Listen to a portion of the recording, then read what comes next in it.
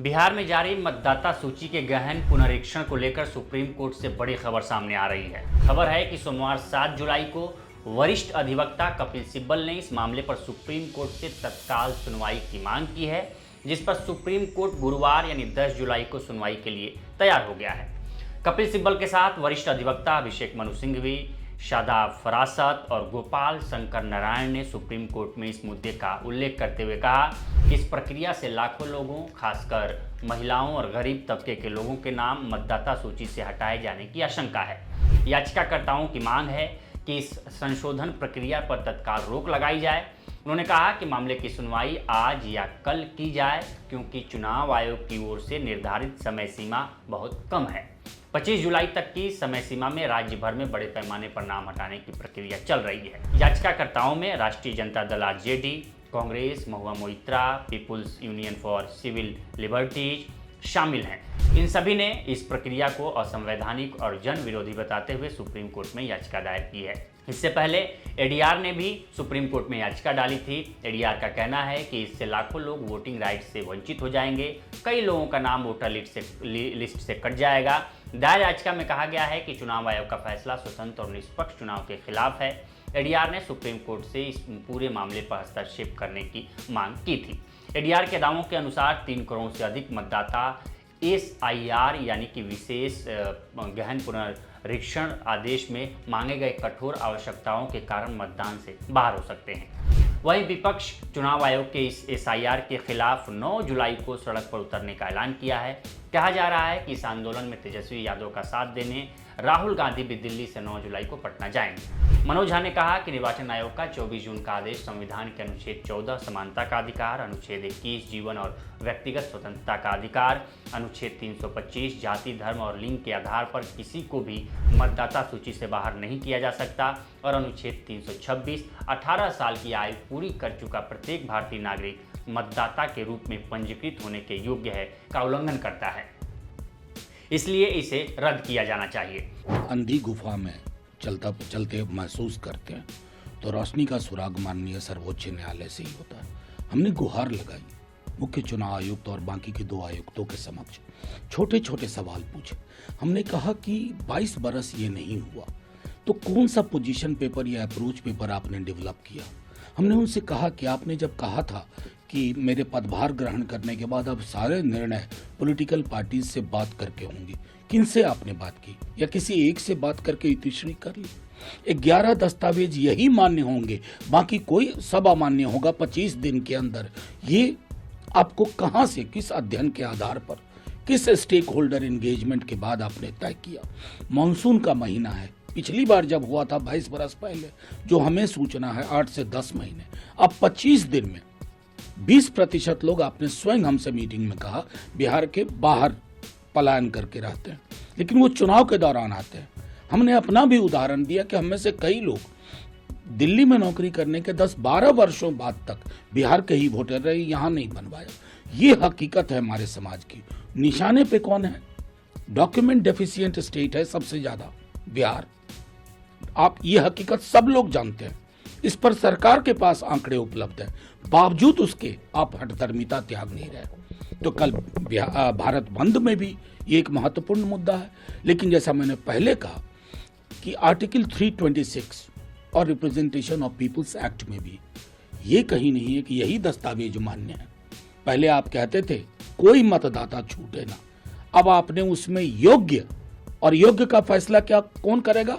क्योंकि बिहार में कल विज्ञापन आया है चुनाव आयोग का बिहार में, पूरे उससे और कंफ्यूजन पैदा हुआ। ईआरओ फील्ड ऑफिसर्स करेंगे, तो पूरा ये दाखिल करो योजना नहीं रही, ये बेदखल करो योजना है, जिसको हमारे कई साथी कह रहे हैं, पूरा बिहार कह रहा है वोटबंदी है। उस संदर्भ में हमने गुहार लगाई है माननीय सर्वोच्च न्यायालय से कि सबसे मौलिक अधिकार राइट टू वोट पर काले बादल मंडरा रहे हैं, इसे रोक दीजिए। वहीं महुआ मोइत्रा ने अपनी याचिका में कहा है कि वह निर्वाचन आयोग के 24 जून के उस आदेश को रद्द करने का अनुरोध करती हैं, जिसके तहत संविधान के विभिन्न प्रावधानों का कथित उल्लंघन करते हुए विशेष गहन पुनरीक्षण यानी कि एसआईआर किया जा रहा है। महुआ ने अपनी याचिका में कहा कि अगर इस आदेश को रद्द नहीं किया गया तो यह देश में बड़े पैमाने पर पात्र मतदाताओं को मताधिकार से वंचित कर सकता है, जिससे लोकतंत्र, स्वतंत्र व निष्पक्ष चुनाव कमजोर हो सकते हैं। महुआ ने शीर्ष अदालत से भारत निर्वाचन आयोग को देश के अन्य राज्यों में मतदाता सूचियों की विशेष गहन पुनरीक्षण के इस तरह के आदेश जारी करने से रोकने का निर्देश देने का अनुरोध किया है। बता दें 24 जून को चुनाव आयोग ने बिहार में मतदाता सूची गहन पुनरीक्षण की घोषणा की थी। इस आदेश के मुताबिक घर घर जाकर बीएलओ गणना प्रपत्र देंगे। ऑनलाइन भी इस फॉर्म को भरा जा सकता है। इसके अलावा क्यूआर कोड को स्कैन कर भी ऑनलाइन इसे अपलोड करने की व्यवस्था है। इसके साथ ही पुनरीक्षण को लेकर भारत निर्वाचन आयोग ने 11 दस्तावेजों की एक सूची जारी की थी। इनमें से कोई एक दस्तावेज बीएलओ को प्रपत्र के साथ उपलब्ध कराना होगा, जिनका जन्म 1 जुलाई 1987 के पूर्व हुआ है, यानी पहले हुआ है, उन्हें जन्म तिथि और जन्म स्थान का प्रमाण पत्र देना होगा। वही 1 जुलाई 1987 से 2 दिसंबर 2004 के बीच जिनकी जन्म तिथि है, उन्हें स्वयं यानी खुद और अपने माता पिता की जन्म तिथि और जन्म स्थान का दस्तावेज गणना प्रपत्र के साथ बीएलओ को देना होगा। बीएलओ जो फॉर्म उपलब्ध कराएंगे उसमें मतदाता का नाम, माता पिता का नाम, पता, नवीनतम सफ़ेद बैकग्राउंड का पासपोर्ट साइज फोटो, मतदाता पहचान पत्र का नंबर, आधार कार्ड, जन्म तिथि दर्ज करना होगा। इसके साथ ही ये भी बताया गया है कि अंतिम गहन पुनरीक्षण 1 जनवरी 2003 की अर्हता तिथि के आधार पर हुआ था। उस तिथि तक मतदाता सूची में जिनका नाम दर्ज है उन्हें प्रपत्र के साथ दस्तावेज देने की ज़रूरत नहीं है, उन्हें केवल फॉर्म भरना है। इसके अलावा यदि किसी माता पिता में से कोई एक व्यक्ति उस तिथि तक मतदाता सूची में शामिल रहे हों तो भी उन्हें कोई भी दस्तावेज देने की ज़रूरत नहीं है, चाहे उनकी जन्म तिथि कुछ हो। इसमें सबसे बड़ी बात ये थी कि इसके लिए आधार कार्ड मान्य नहीं था, जो आसानी से सभी के पास उपलब्ध है। इसके बाद विपक्ष ने इसे वोटबंदी करार दिया और इसे बीजेपी की चाल बताया कि कैसे गरीबों का वोट काटने का प्लान बनाया जा रहा है। चुनाव आयोग के इस आदेश के मुताबिक सिर्फ बिहार के लोगों को ही परेशानी नहीं हो रही है, बल्कि बीएलओ भी परेशान हैं। मीडिया रिपोर्ट्स के मुताबिक कई बीएलओ तो ऐसे हैं जिनके पास खुद ही वो दस्तावेज नहीं हैं जो चुनाव आयोग द्वारा मांगे गए हैं। विपक्ष एक सवाल ये भी उठा रहा है कि आखिर ये बीएलओ कौन है, किस मानक के आधार पर इन्हें ये जिम्मेदारी दी गई है। काफ़ी हल्ला के बाद चुनाव आयोग ने नियम में कुछ बदलाव किया है। एनडीटीवी की रिपोर्ट के मुताबिक मतदाता अब फॉर्म पर फोटो और दस्तावेज लगाए बिना भी बीएलओ को दे सकते हैं। बिहार के मुख्य निर्वाचन पदाधिकारी के हवाले से जारी किए गए पोस्ट में ये जानकारी दी गई है। पोस्टर में बताया गया है कि अगर किसी मतदाता के पास आवश्यक दस्तावेज और फोटो नहीं है तो भी वह गणना